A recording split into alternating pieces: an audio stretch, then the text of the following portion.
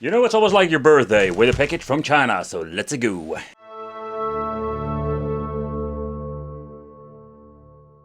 But if you want to find a new way and still a cheap way, the N100 from Intel is a quite interesting chipset, because this thing is capable of running PlayStation 2 and we can do it on a really, let's say, tiny budget. We have all kinds of, let's say, mini devices, so it depends what kind of form factor you want to buy. Also the form factor influence, let's say, in the end, the price of the device, but some of them are like over $100, some a little bit more, and with these devices we can play all kinds of old school games. However, it's going to be really interesting because with PlayStation 2 emulation it is possible to actually play that. The N100 is absolutely amazing because we can run PlayStation 4 on, let's say, 720p. I've been saying it to 1080p, but the overall performance was not the, let's say, it's not the experience you want to. You had some minor slowdowns here and there.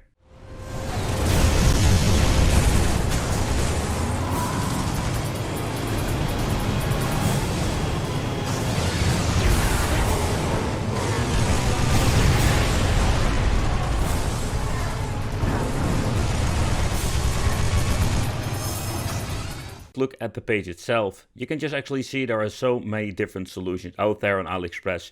And that is one thing you need to take consideration before you're going to be deep diving into the N100 Intel chipset. There are all kinds of different versions out there. Here in Europe we have different stores that can deliver within 5 or 7 days. But also another thing, they try to lure you in. Looking at some of the pages, they are super cheap, thinking, hey, this can be a very cool deal, but when you're clicking on it, they will showcase let's say an older model. So that is something you always need to be, say, very careful with, that you're not ordering the wrong different version. Okay, so let's take a close look at the factory direct collected store. So when it comes to these stores and all of these pages, this is a great example, €127, and there's even a sale coming up that it will drop to 113. That is an absolutely great deal, but you can see the bundle is 8GB, 256GB European version. So first of all, you need to buy the version where you're actually living. So the European version will have a different plug, but also you can just click, this doesn't show over here the N100, and it does over here. So in other words, this thing will cost 140, in the sale 126, and that is the thing you need to look out for, that you click on the exactly model, because with 8GB, 256GB EU, it's highly possible you're getting an older version. They don't really state it in the text over here in the bundle, but it will in the title, so I'm giving you the N5095. So and this is the confusing part. So this thing costs 140. It's still a pretty good deal, especially with the flash, but still you just need to double check everything before you're going to be clicking and accepting to buy something. Okay, don't forget that you can buy a mini PC sometimes without storage, without RAM. So the thing is, when you're buying it without RAM, it's always a hassle. You need to buy RAM in your local store. But if you can buy it without storage but do with RAM, it's going to be more convenient if you want to put a Batocera drive in it. I personally went for the smallest form factor on AliExpress. Take consideration that this is not going to be inconveniencing in many ways. It does have 2 HDMI connections if you want to use this thing actually like a Windows emulation machine thing. But yeah, the compact size comes also with a very high price. And that's the downside to this. And if you're looking online, you can find, let's say, the N100 for way less money. And in the future, it's going to be even cheaper and cheaper. If you want to grab something plug and play from AliExpress, but you do want to have something that is capable of running more and has less limitations, this very strange looking 3D printed case is actually some of the things you can consider with the N100 mainboard in the inside, where they're using in China a lot of old parts when it comes to PCs. This is a brand new part so far, I understand. The case itself is debatable if you like it or not.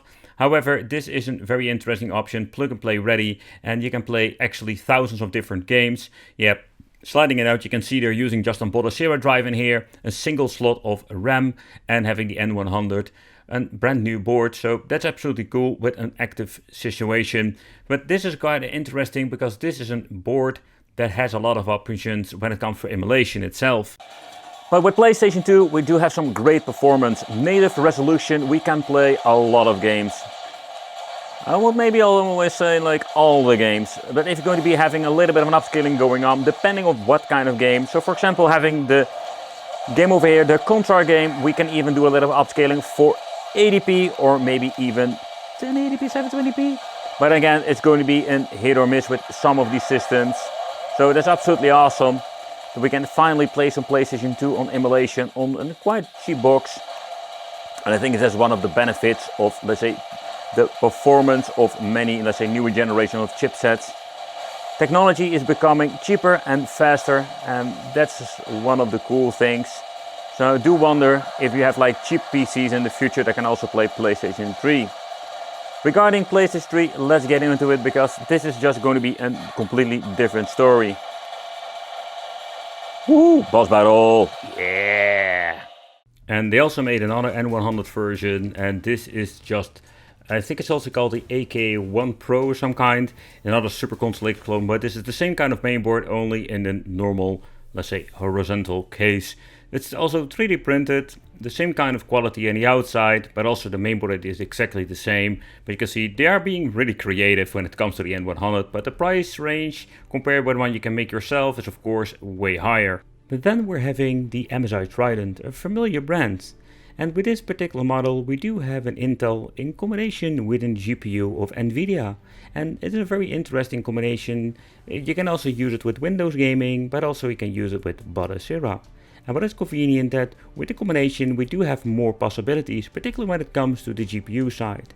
Yes, this is an older GPU, and 1060 exactly, and small factor, 3 GB. But when you're looking at the CPU, we're having an i5 6th generation today, but you also have a 7th generation and i7, so we have different formats. And of course different CPU-GPU combination will give different results. But I think it's a very interesting, capable device to do some little emulation. 2 seems to be working just fine on this, and yeah, it's still running on Batocera, but maybe if you're going to use some different emulators or you run on the Windows, you can even get better performance. But then overall, it's pretty damn awesome to see PlayStation 2 is finally working very well.